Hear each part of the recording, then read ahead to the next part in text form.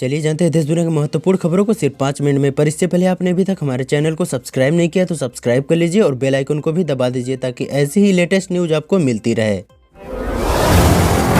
रायपुर के science college मैदान में शुक्रवार से 40वीं एनटीपीसी तीरंदाजी सब जूनियर राष्ट्रीय प्रतियोगिता की शुरुआत होने जा रही। इस स्पर्धा का उद्घाटन मुख्यमंत्री विष्णुदेव साय करेंगे।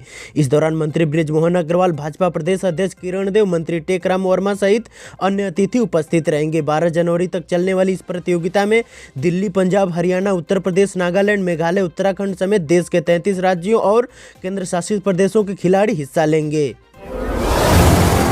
सुहेलदेव, भारतीय समाज पार्टी के राष्ट्रीय अध्यक्ष ओम प्रकाश राजभर व पूर्व मंत्री दारा सिंह चौहान ने केंद्रीय गृह मंत्री अमित शाह से दिल्ली में अलग अलग मुलाकात की। इसके बाद एक बार फिर योगी मंत्रिमंडल विस्तार को लेकर चर्चाएं शुरू हो गई हैं।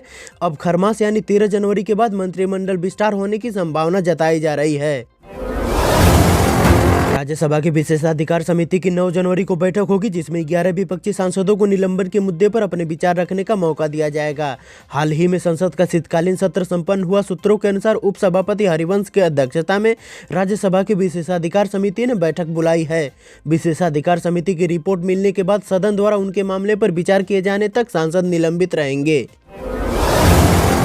मुख्यमंत्री विष्णुदेव साय ने गुरुवार को कहा कि सुशासन के लिए मोदी की गारंटी पर काम कर रहे हैं। मुख्यमंत्री का दायित्व संभालने के दूसरे ही दिन पहले कैबिनेट में 18 लाख लोगों के लिए आवास बनाने का निर्णय लिया। 25 दिसंबर को सुशासन के दिन अटल की जयंती के अवसर पर 12 लाख से अधिक किसानों को 2 साल का बोनस दिया। आदिवासियों के लिए प्राथमिकताएं भी मुख्यमंत्री ने बताई। साथ ही उन्होंने कहा कि मोदी की गारंटी के अंतर्गत महतारी बंधन योजना हम लाए हैं, जिसमें हर साल 12,000 देंगे। मुख्यमंत्री पुष्कर सिंह धामी ने रेल मंत्री अश्विनी वैष्णव व केंद्रीय नागरिक उड्डयन मंत्री ज्योतिरादित्य सिंधिया से अयोध्या के लिए देहरादून से रेल व हवाई सेवा शुरू करने का अनुरोध किया। केंद्रीय रेल मंत्री को भेजे पत्र में मुख्यमंत्री ने कहा कि देहरादून से लखनऊ तक प्रस्तावित वंदे भारत रेल सेवा का विस्तारीकरण अयोध्या तक किया जाए। अयोध्या में राम मंदिर का निर्माण पूरा होने के बाद देश के प्रधानमंत्री से लेकर हर नागरिक में इसका उत्साह देखा जा रहा है। इसी बीच प्रधानमंत्री नरेंद्र मोदी ने गुरुवार को हिमाचल के जिला सोलन से नाता रखने वाले भजन गायक हंसराज रघुवंशी का गाना एक्स पर शेयर कर इसे सुनने का आग्रह देशवासियों से किया।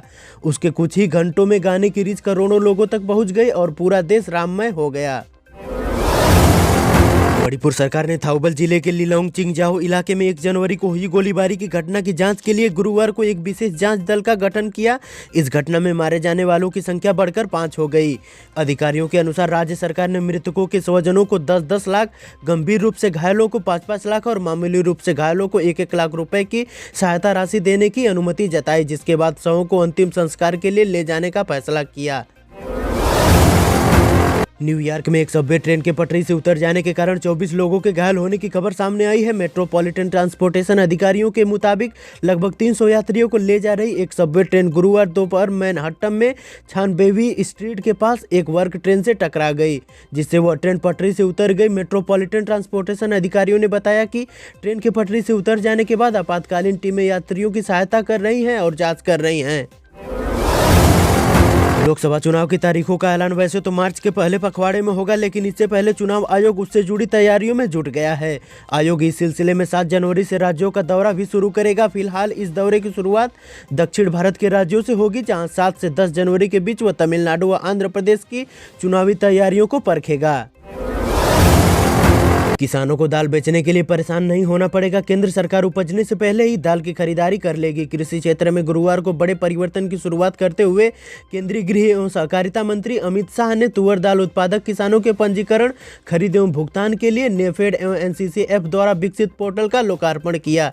उन्होंने वादा किया कि उत्पादन से पहले ही इस पोर्टल पर रजिस्टर करने वाले किसानों की दलहन का मूल्य उनके खाते में सीधा पहुँच जाएगा, क्योंकि यह मोदी की गारंटी है। आगामी वित्त वर्ष 2024-25 में कृषि बजट के आवंटन में बढ़ोतरी का सिलसिला जारी रहेगा। इस साल अप्रैल में लोकसभा चुनाव की वजह से 1 फरवरी को वित्त वर्ष 2024-25 के लिए अंतरिम बजट पेश किया जाएगा। सूत्रों का कहना है कि अंतरिम बजट में ही पीएम किसान जैसी कल्याणकारी योजना के मद में सरकार अधिक आवंटन कर सकती है।